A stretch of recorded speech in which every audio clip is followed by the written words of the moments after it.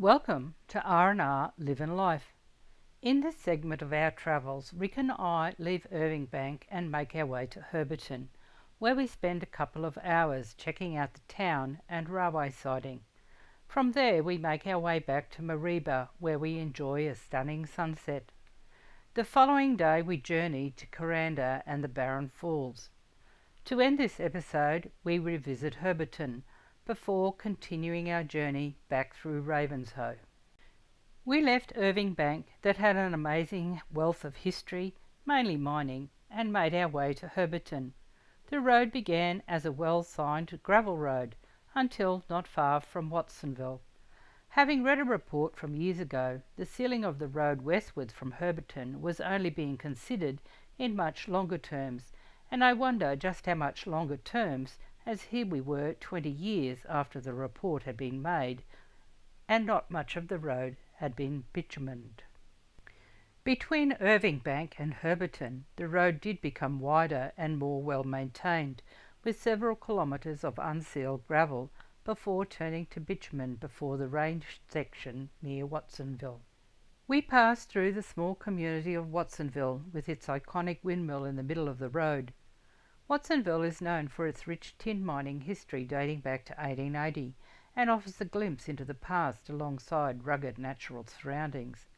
The town was named after Robert H. Watson, a tin prospector who discovered a local deposit in February 1881.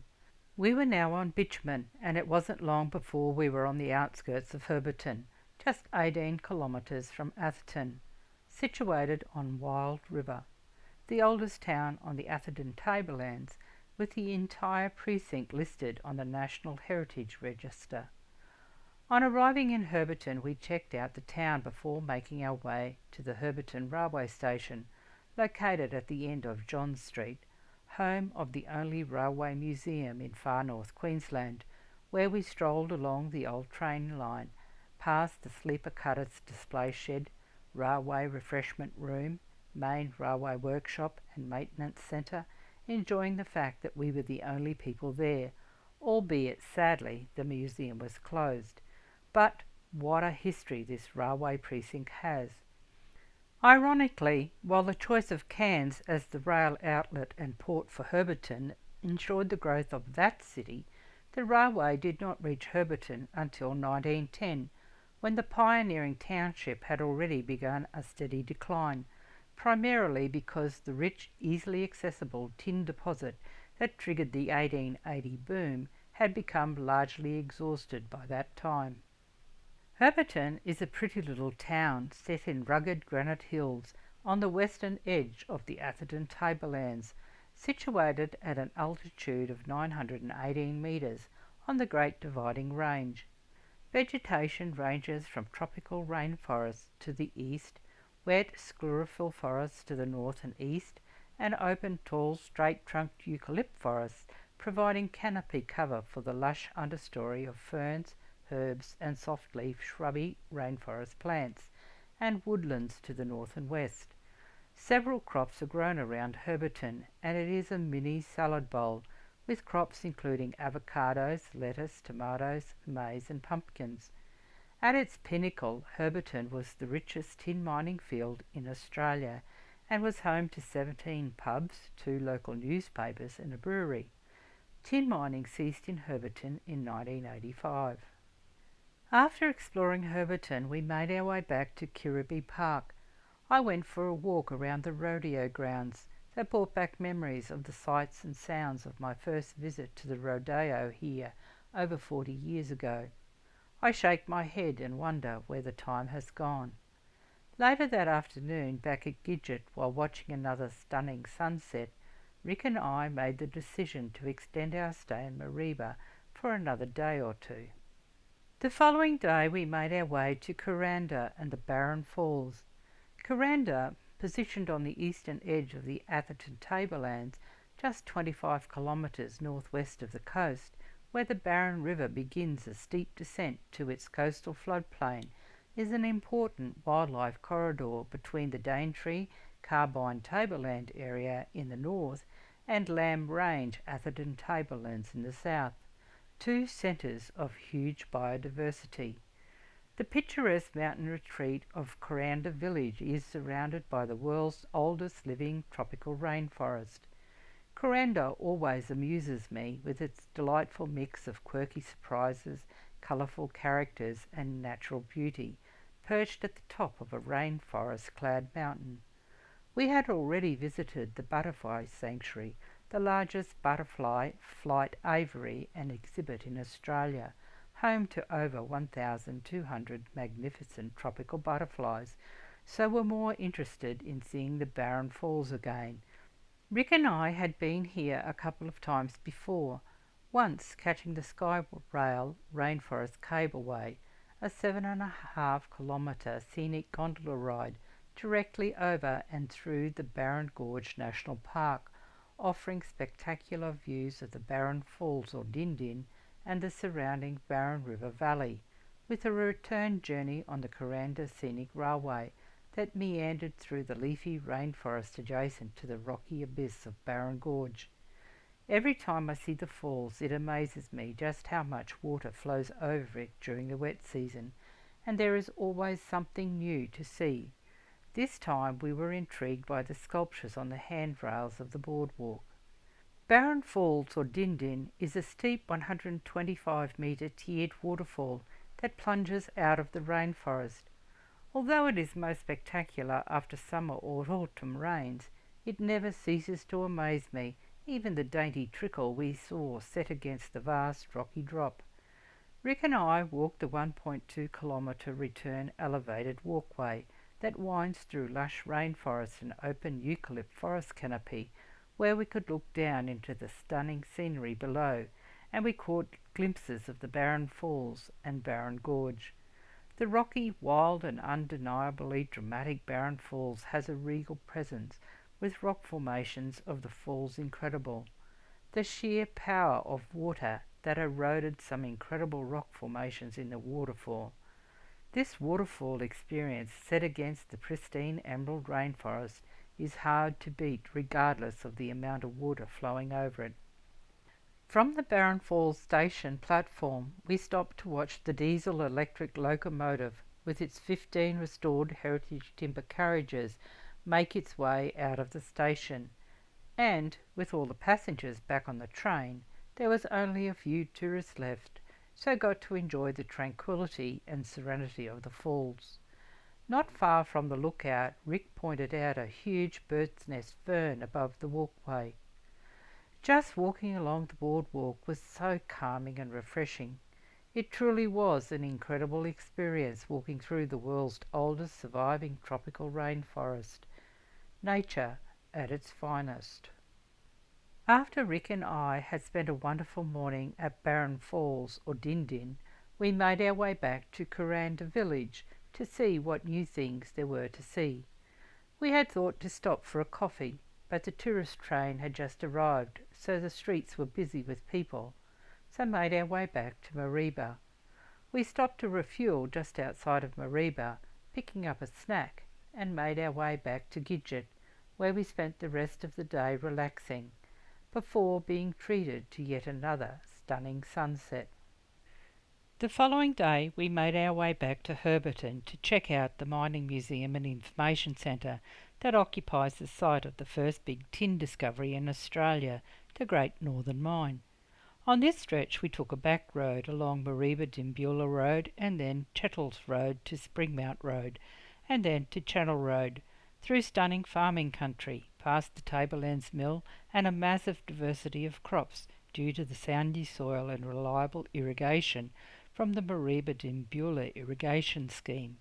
We followed irrigation channels, saw banana, papaya, avocado and mango plantations, pineapples and a range of vegetable crops, and not to forget sugarcane, coming out onto the Kennedy Highway between Walkerman and Rocky Creek War Memorial Park. I had heard that the Tablelands, particularly the Mareeba-Dimbula region, was a premier food bowl in North Queensland. I was still back in the 1980s, when tobacco was a major industry in the area. Since the transition from tobacco farming in the 1990s, there has been a shift to a wide variety of horticultural and broadacre crops. The Mareeba Dimbula irrigation scheme was established in 1958 upon completion of the Tinaroo Falls Dam, which was built to provide water to the Barron Gorge Power Station. The scheme supplies water to a number of townships, is used for irrigation of agricultural and horticultural endeavours, supporting over 1,000 farms, and underpins the supply of a huge variety of produce, with around 375 kilometres of channels and pipelines and 61 kilometres of drains. For me, coffee growing in the area was a surprise, especially as the crop supplies over 80% of Australia's coffee crop. The region's climate allows for the supply of high-value fruit and vegetables, with many farms specialising in crops for domestic and international markets. Long gone are the days of tobacco growing, and I think I need to quickly catch up and move with the times. Rick, on the other hand, was full of interesting insights into the agricultural industries of the area, having had links through work, but he was even enthralled by the country we were exploring. I was certainly surprised by the diversity of agriculture and horticultural endeavours of the area. Once we had parked at the Herberton Mining Museum and Information Centre, I was intrigued and captivated by the huge 46-metre long time wall located along the base of the museum car park, which serves as a linear visual display of Earth's 4.6 billion year geological history to near present day. It was amazing. While the time wall provided a comprehensive view of Earth's evolution, the museum's core focus is on the geological history of the Herberton mineral field, which in particular focuses on the Paleozoic era and the Devonian Carboniferous period. Before entering the museum, Rick and I wandered the extensive 19th and early 20th century mining machinery, highlighting tin mining from the 1880s to the 1960s. Key exhibits included the rare steam haulage machinery, a 5-head stamp battery, massive steam engines of the Great Northern Mine site, and a water wheel constructed from steel picket fences and 44-gallon drums. I marvelled at the resourcefulness and skill of those early miners. The museum occupies the site of the first big tin discovery in Australia. The centre has themed areas telling the fascinating story of Herberton's mining history and the town's development. There are several mining trails where you can view the old mine shafts as well, but Rick and I were totally engrossed by the information and the massive collection of mining memorabilia, detailed mineral displays, not just one, but a whole room full of them, a scale model of a working mine, and partitioned rooms with themed displays telling the fascinating story of the town's history and development, some showcasing life on the minefields, and walls covered with photos and maps of the area, even recorded books of people working in the mine. There was so much to read and look at that the morning had suddenly disappeared. If we had time in our diary, we would have come back for another day. There was just so much packed in, but strategically placed in and around the museum. With information overload, we left the Herberton Mining Museum and made our way back through Tolga, Atherton and Walkerman to Mareeba, crossing over the Herberton Range. Herberton is one place you really need a couple of days to spend in and around the town, as there is so much the town has to offer. Once back at Gidget, my head still trying to process this morning's overload, we made ready for our next segment of our travels, back along the Kennedy Highway to the Lynn Junction. But first we enjoyed another stunning sunset. We had spent a couple of extra days in Mareeba, and though our days were packed, I am certain that there was more to see and do, but it was time to move on. The following morning, as we left Kirriby Park, the heavy dew that had settled overnight highlighted the intricate silken spiderwebs on the fence, with droplets of water glistening in the sun. They made for an interesting start to the morning. Making our way back through Walkerman, Rick pointed out the research station, past Rocky Creek Memorial Park, Tolga and Atherton. What an amazing couple of days we have had. Over the past couple of days we had seen some stunning topographical and geological wonders as part of the Great Dividing Range, an area formed by successive eruptions of lava flow, building shield volcanoes followed by underground explosions that occurred when the hot magma came into contact with shallow groundwater, producing violent explosive steam of explosions, forming shallow volcanic crater lakes that filled with water.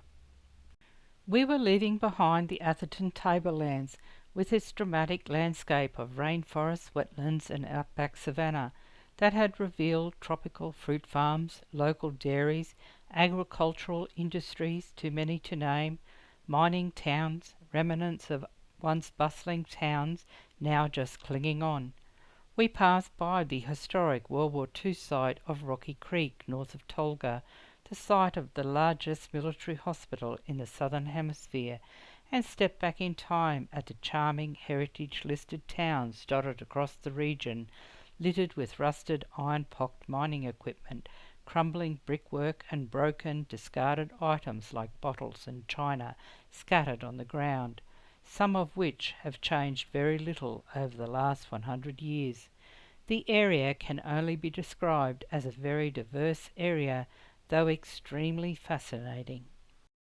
The early morning sunlight was proving magical, transforming the landscape in a multitude of colours. We knew we were getting close to Ravenshoe when we began seeing the wind turbines, built on the extinct Windy Hill volcano in the late 1990s. Its 20 wind turbines take advantage of the consistent winds on the volcano's slopes.